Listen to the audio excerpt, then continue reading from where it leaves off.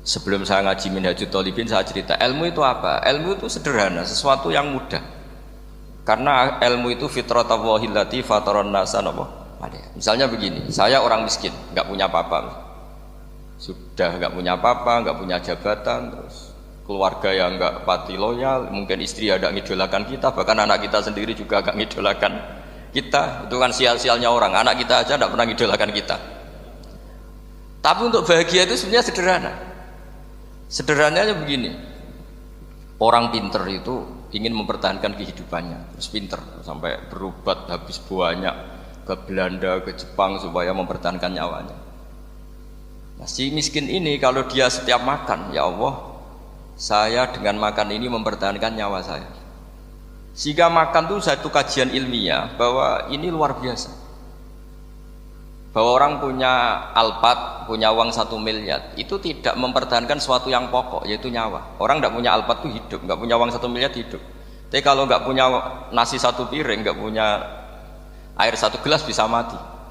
Artinya apa? Orang miskin itu yusyarikul aghniya, sama dengan orang-orang kaya dalam hal kepemilikan hal-hal yang pokok. Tapi kadang-kadang orang miskin itu ya nyon sewu agak belagu, sudah miskin ingin punya Alphard, sudah miskin ingin punya uang, ya dia tersiksa. Harusnya cara berpikir nggak punya Alphard itu masih hidup, nggak punya uang 1 miliar masih hidup. Yang punya Alphard hidupnya juga pakai nasi 1 piring, yang punya uang 1 miliar juga pakai nasi. Ya kalau itu kan sama, saya punya. Kalau gitu kan bisa miskin rasa kaya. Itu memang harus dilatih. Nah, kalau orang kaya kan rumahnya banyak di mana-mana. Memangnya kalau rumahnya banyak di mana-mana terus tidur di sini 1 jam, di rumah itu 1 jam, malah nggak bisa tidur kan? Tetap aja yang dipakai 1 kamar. Itu gunanya apa punya rumah banyak? Setidaknya zaman miskin itu dia berpikir gunanya apa punya rumah banyak untuk dipakai ya hanya 1. Meskipun suatu saat kalau dia kaya juga berpikirnya agak rubah. Ya penting punya rumah banyak biar kemana-mana punya rumah, nggak apa-apa. Tapi sementara masih miskin jangan berpikir seperti itu.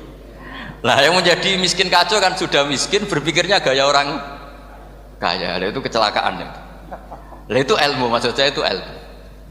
Sehingga dulu Nabi ngajari orang miskin itu sederhana. Ketemu orang miskin sama Nabi diajarkan. Nabi diantara ajarannya begini. Ada seseorang man asbaha, orang yang setiap harinya mu'afan fi jasadi, dia sehat, aminan fi sirbi, negara dalam keadaan aman, tidak dalam ancaman. Indahu qutu yaumi, dia hari itu punya makan. Faka'an nama khizat lahu dunya bihadzafiriha, berarti dia sudah punya dunia dan seisinya. Karena polanya sama.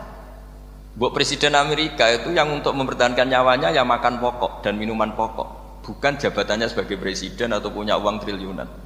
Yang paling kaya di Indonesia juga gitu, untuk mempertahankan hidupnya juga dengan makanan pokok.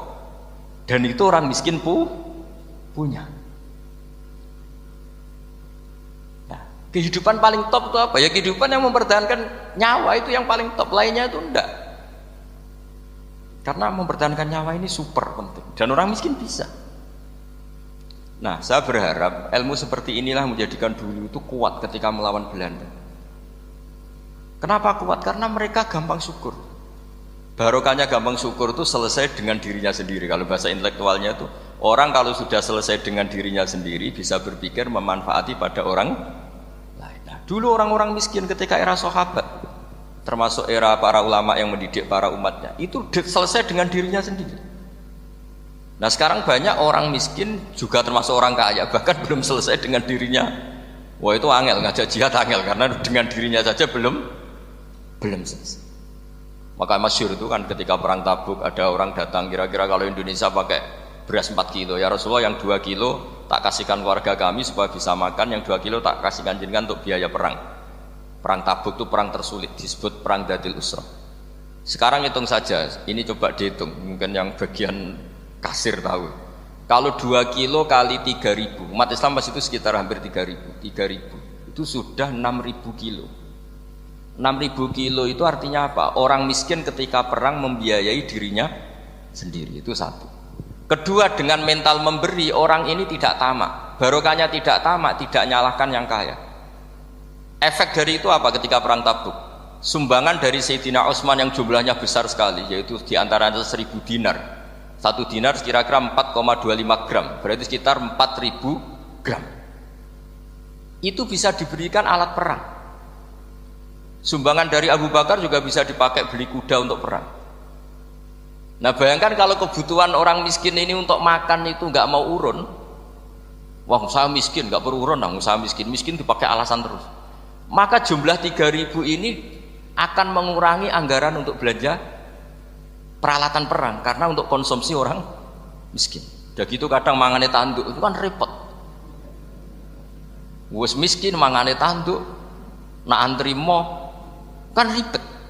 Artinya apa? Perang ini tidak fokus karena ngurusi konsumsi untuk orang-orang miskin. Nah, dulu zaman Nabi orang miskin pun semuanya heroik. Mereka dibantu gak mau, inginnya bantu. Sampai dicibir sama orang munafik. Apa gunanya sedekah 2 kilo? Wong perang ini perang besar antar negara. Pas itu mau perang melawan Romawi. Sampai orang munafik bilang alladzina almizuna almuttawwi'ina minal mu'minina fis sadaqati. Walladzina la yajiduna illa juhdahum faskharuna minhu. Orang-orang munafik digambarkan Allah orang-orang yang mencibir sedekah kecil. Wong untuk perang besar kok sedekahnya hanya 2 kilo. Tapi yang mahal bukan 2 kilonya. Kalau ada 1 juta orang miskin menyumbang negara 20.000, itu artinya apa? Kita punya rakyat yang inginnya hubungannya dengan negara memberi.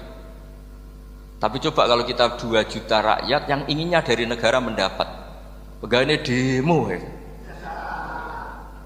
Nah ini ajarannya Nabi yang luar biasa. Dulu Nabi itu bisa mendidik orang miskin pun bermental memberi.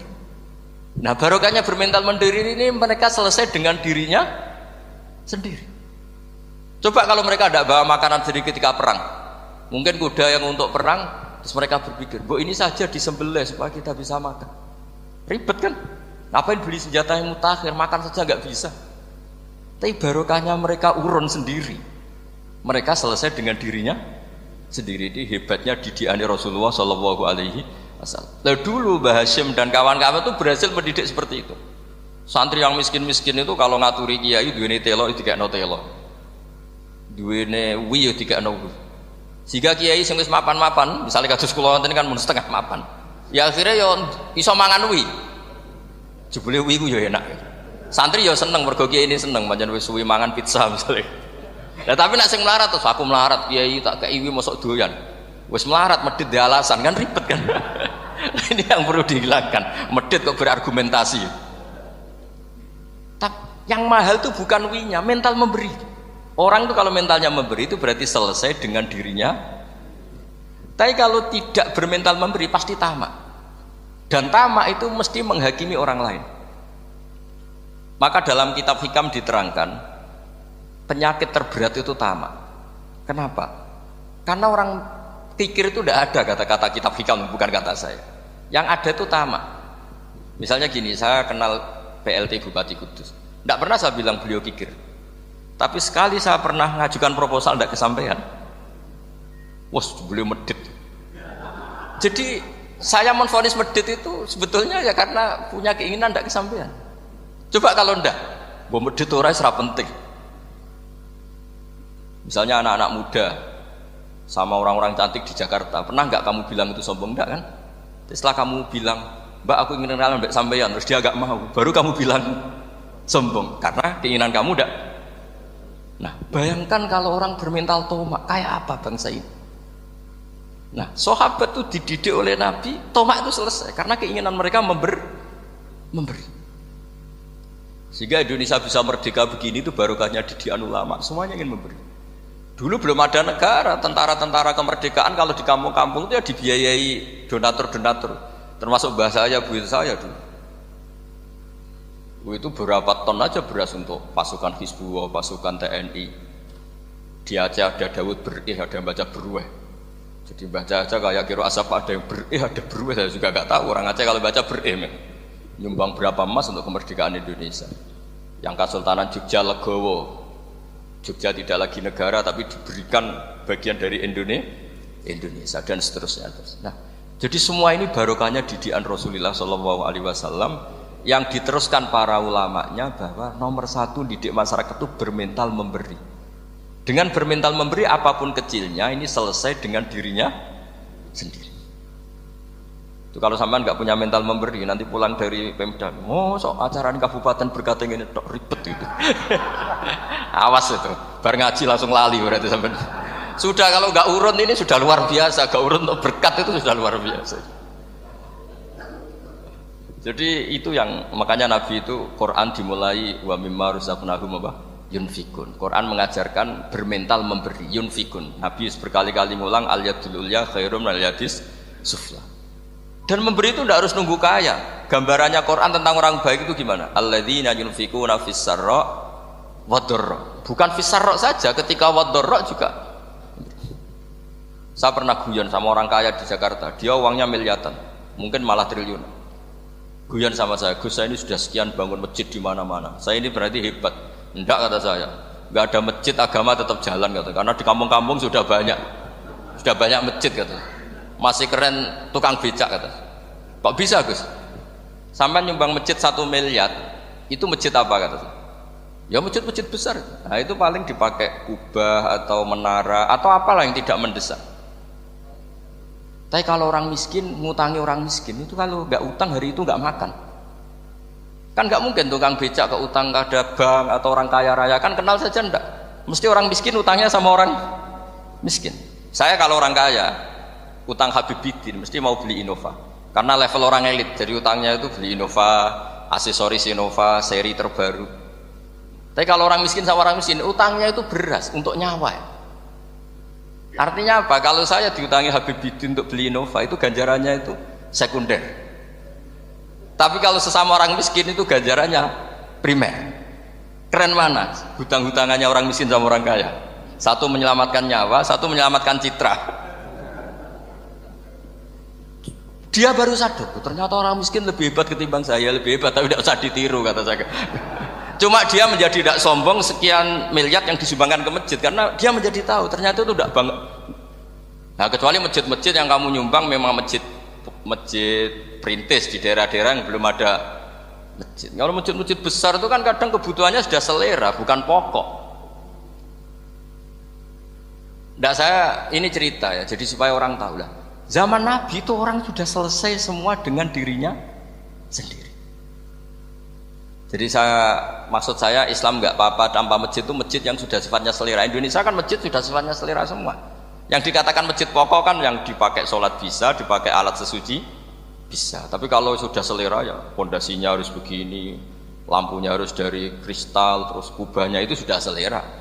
Nah rata-rata sumbangan yang miliatan itu kan sudah ke selera. Sementara orang miskin utang-utangan sama orang miskin untuk menyelamatkan apa coba? Nyawa. Artinya para orang miskin jangan kecil hati, wah saya sedekah hanya 2 kilo, tapi 2 kilo nyawa. Dan itu pahalanya luar. Nah ini ilmu asal saja. Nah kiai itu berhasil seperti itu sehingga orang-orang miskin dulu tuh ngrumat tentara itu ya nganggo wi, nganggo telo, bahkan ada yang pakai apa itu Pak Hartopo itu pisang itu, arasnya pisang itu. Bronggolnya pisang sudah dipakai saja Pak tentara. Tentara di mana-mana bisa makan. Coba kalau yang ngamal yang kaya tok itu tidak cukup. Tapi barokahnya yang miskin juga ikut ngamal itu cukup karena yang miskin itu mayoritas. Jadi didukung kaum miskin itu pasti menang lah kan kira-kira gitu. Karena di mana-mana orang miskin itu banyak. Menemukan orang kaya itu nyari data. Kalau menemukan orang miskin seketemunya pasti ketemu. Dan orang miskin ini dididik ulama untuk berkontribusi. Sehingga banyak tentara yang ketika dicari Belanda pura-pura jadi petani. Ini juga yang menyelamatkan orang miskin. Nah, ulama dulu tuh orang paling sukses mensuasanakan seperti itu. Nah, itu yang diceritakan di perang Tabuk, mimpa di maka tayazihu qulubu fariqin minhum. Jadi perang Tabuk itu perang di antara yang paling diceritakan Allah berkali-kali apa? Ya Rasulullah tadi malam saya buruh dan ini dapat 2 sok ya kira-kira berapa kilo lah. Yang separuh untuk keluarga kami, yang separuh saya sumbangkan ke jenengan. Lu coba perang antar negara hanya menyumbang 2 kilo beras, bayangkan. Tapi nilainya bukan 2 kilo. Kalau 2 juta rakyat Indonesia nyumbang 2 beras, artinya hubungannya dengan negara hubungan ingin memberi. Dan barokahnya hubungan ingin memberi, ora pati kecangkeman tomak, ora pati kakean menuntut. Ini yang mahal itu yang gak ternilai itu. Dan itu menjadi kekuatan yang luar biasa sehingga umat Islam bisa mengalahkan pasukan Romawi. Nah Indonesia dulu kira-kira seperti itu prakemerdekaan. Ya itu saja sebagai mukaddimah hari santri.